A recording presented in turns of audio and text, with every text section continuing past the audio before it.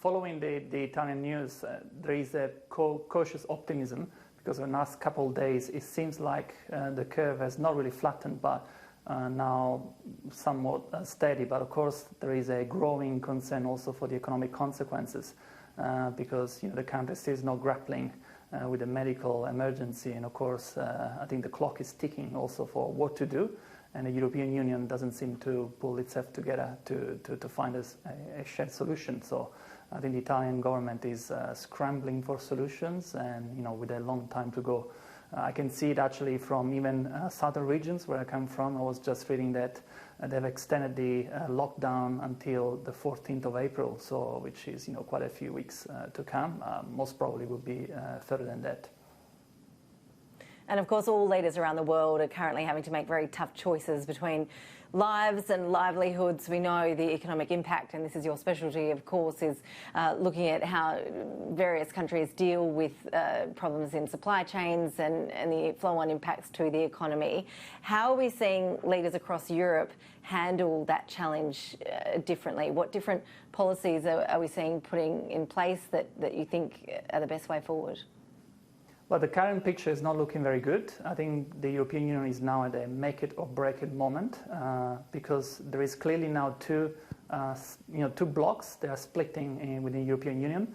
On one side, France, Italy, Spain, even Ireland and Greece and Portugal are pushing for full fiscal union, banking union, so pretty much to create Euro bonds that will be unconditional, like the bonds that we would have in Australia.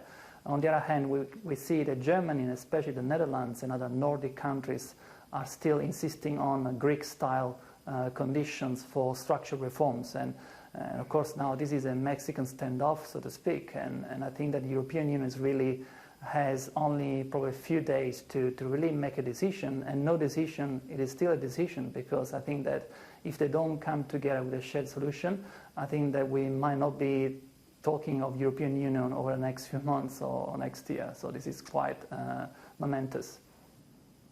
It certainly is an historic time. With much of Europe in lockdown, I assume that means that supply chains all across Europe are shot, essentially. Well, yes. Well, talking to my family and friends, I see that there is no panic buying, not to the extent that we actually have here, which is a bit of a paradox, I guess. The food supply chain is still intact. I guess talking about Italy, also because the supply chain in Europe is more regional geographically, and even general markets haven't been shut down, not even in the most affected areas in the north. This means that essentials are still being distributed. In a way, it's instructive also for us in Australia to see what could be like in a worst-case scenario in a few weeks' time. So I don't think people should worry about starving. But of course, then longer term, we need to consider also deeper impacts on our socio-economic life. And I think that the key is really on how we are going to reorganize the supply chains. And again, what I can see, and it was already a dynamic in place, following the US-China trade war, supply chains are deglobalizing, they are decoupling from major players like the US and China from the two sides, and they were becoming shorter and also to become more resilient. Now, the coronavirus crisis has dramatically increased the pace of this deglobalization. And I think that Europe is well placed if it pulls together to maintain a regional supply chain.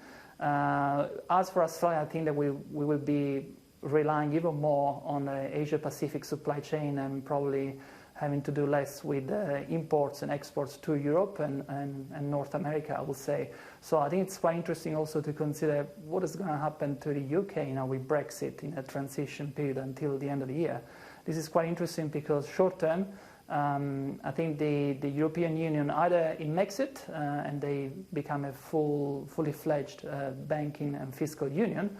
It will vindicate the hard Brexit and say, like, you see, Europe always wanted to become a United States of Europe, so the UK got out at the right time. And if, on the other hand, the European Union falls apart quite quickly in the next few months, then again, the hard Brexiters will be vindicated again because they say, see, it was never going to work, and the UK got up at the right moment.